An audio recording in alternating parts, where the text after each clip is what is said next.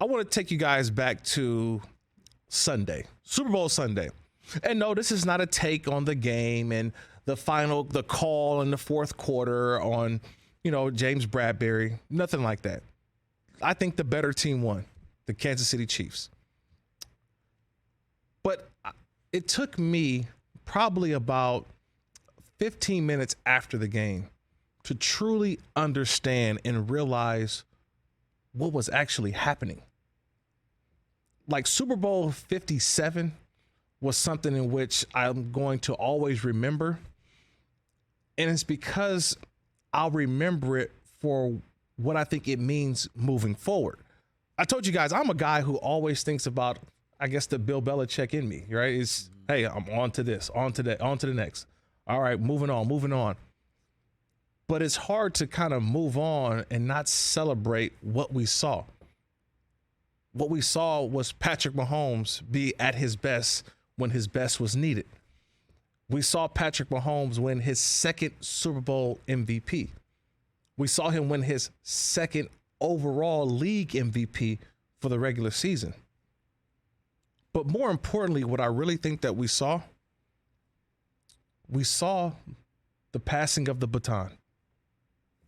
We saw the passing of the baton because earlier that week, the greatest quarterback in my lifetime, Tom Brady, had decided to, you know what? I'm okay.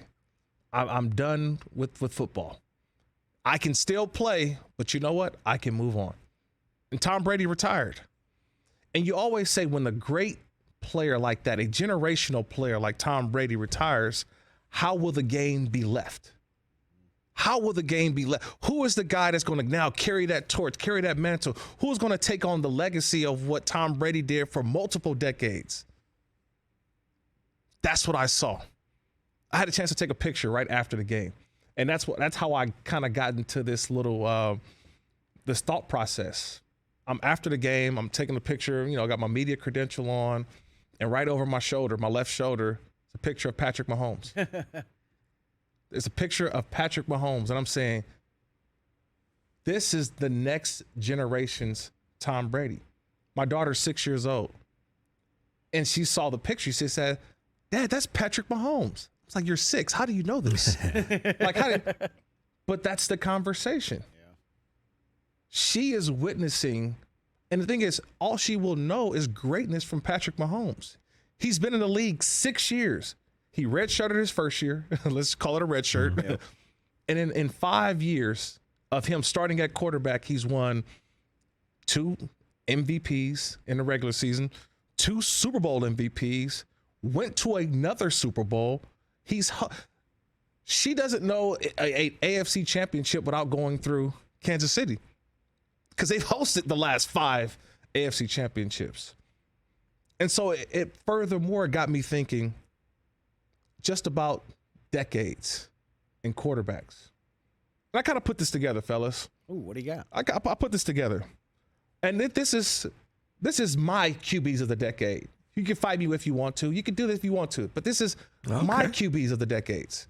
I grew up in the Bay Area. San Francisco, Bay Area. So the 80s were dominated by Joe Montana.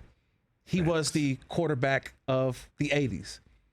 Troy Aikman, I know, yes, you can argue, they say, hey, but John Elway won multiple Super Bowls. And Brett Favre, the 90s were dominated by that guy wearing number 8, Troy Aikman. And the Dallas Cowboys. That star became what it is in the 90s because of some of the bright personalities. But the quarterback of that team was Troy Aikman. Now, Tom Brady is, come on now. He had 2 careers, right? You had the 2000s Tom Brady and the 2010s Tom Brady. Crazy. Those 2 decades, that was Tom Brady was the guy. If you think about it, we just started the third or fourth year of the 20s. Patrick Mahomes is already the quarterback of the decade. We still got how many more seasons to go? Right. He is already the quarterback of this decade. And I thought about it even more was the crazy part was that Patrick Mahomes is not even in his prime yet. Like when do quarterbacks hit their prime? Like quarterbacks. It's usually like 8, 9, 10, right? Or you could say 7, 8, 9. Late 20s, early 30s. He's Late 20s, early 30s. He's 27, right? Yeah. 27. He ain't nowhere near the prime yet. Stupid. He's still learning. He's still in. I always say he's still in his kid body. He's not even in his grown man body yet. If you think about it, he's not even in his grown man body. I had a chance to talk to Pat Mahomes, right? The father, right? Kirk, he is on cloud 9, by the way. After the game, you put a microphone in Pat Mahomes, right? Patrick Mahomes' father. He is like, yeah, I already knew he was gonna be like this. Kirk, you know what I love? that there are so many people who may not have realized that Patrick Mahomes was even black, right? There's some people, but then when you see his dad, you go, wait a second. Oh, he a brother. because Pat Mahomes, former baseball player, very good. He doesn't really look or act like Pat, and he definitely don't look or act like Jackson. Right. So I think a lot of people got taken aback. Like he sounds like he smokes a pack of Cools a day. Right, and, you know, smoking on that Joe Burrow. Yeah, that Burrow. Yeah, you know, smoking on that. We smoking on that Philip Blunt. Patrick Mahomes. That's my son. Yeah, you know what? But like all of that being said, like as we start this era of football, of quarterbacking, this era of football and quarterbacking, as Tom Brady exits, possibly Aaron Rodgers exits as well. We don't know. We'll ask Andrew Brandt in a little bit. He'll be coming up next. He's our next guest. But with all of that being said, Patrick Mahomes, I felt Super Bowl 57, we should have cleared away the Fox set. We should have brought in the people of Game of Thrones. And we honestly should have had Tom Brady there to put a big giant throne up and for Tom Brady to come out with a huge sword and literally knight Patrick Mahomes. Literally knight him.